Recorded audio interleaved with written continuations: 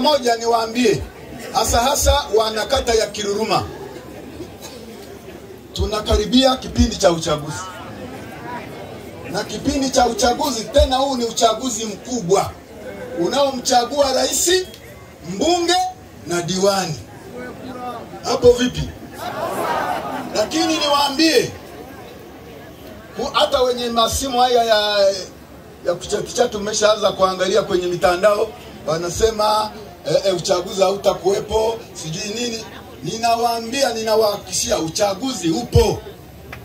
Pamoja na za kuambia uchanganye na za kwako. Ninachowaambia, uchaguzi utakuwepo, usalama utakuwepo, mujiandae kwenye uchaguzi wa Mahiga 3. Mbunge, diwani na nani? Na nikifikia hapo, mimi naweza nikasema Mama Samia ameshachaguliwa. Kwa sababu gani? Kwa mambo mengi aliyotujalia kwenye kata yetu, na kwa bahati nzuri ametupa mamilioni mengi kwenye sekondari yetu ya Bushangaro. Sasa ninaomba, ametukopesha, sasa tumlipe.